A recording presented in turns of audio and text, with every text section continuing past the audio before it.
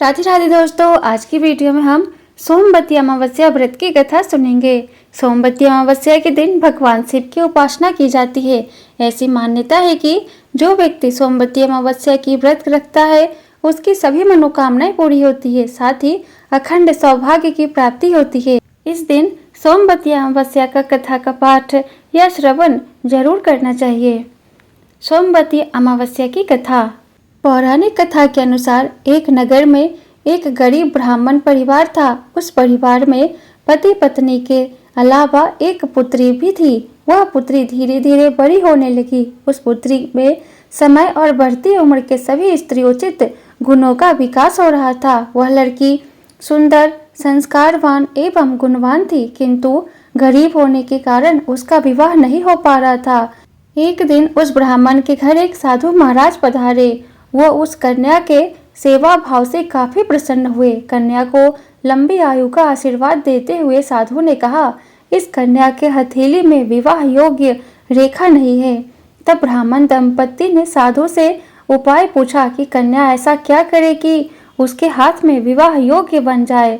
साधु ने कुछ देर विचार करने के बाद अपनी अंतर्दृष्टि से ध्यान करके बताया कि कुछ दूरी पर एक गांव में सोना नाम की धोबिन जाति की एक महिला अपने बेटे और बहू के साथ रहती है, जो बहुत ही आचार विचार और संस्कार संपन्न तथा पति परायण है।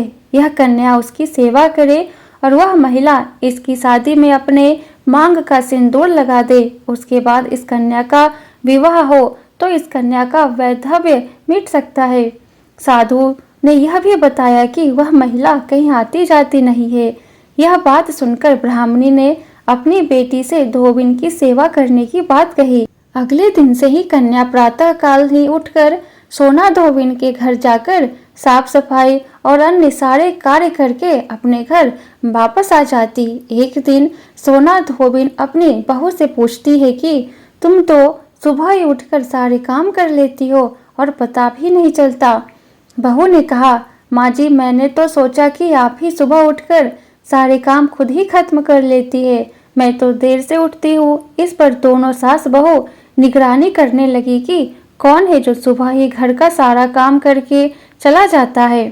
कई दिनों के बाद धोबिन ने देखा कि एक कन्या अंधेरे घर में आती है और सारे काम करने के बाद चली जाती है।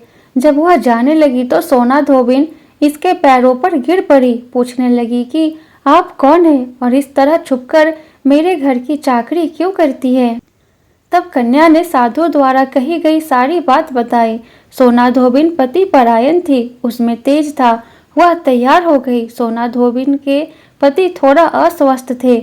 उसने अपनी बहू से अपने लौट आने तक घर पर ही रहने का कहा। सोना धोबिन ने जैसे ही अपनी मांग का सिंदूर उस कन्या की मांग में लगाया, उसका पति मर गया। उसे इस बात का पता चल गया। वह घर से निर्जल ही चली थी, यह सोचकर कि रास्ते में कहीं पीपल का पेड़ मिलेगा तो उसे भवरी देकर और उसकी परिक्रमा करके ही जल ग्रहण करेगी। उस दिन सोमवती अमावस्या थी। ब्राह्मण के घर मिले पुए पकवान की जगह उसने ईंट के टुकड़ों से 108 बार भवरी देकर 108 बार पीपल के पेड़ की परिक्रमा की और उसके बाद जल ग्रहण किया। ऐसा करते ही उसके पति के मुर्दा शरीर में वापस जान आ गई। धोबिन का पति वापस जीवित हो उठा।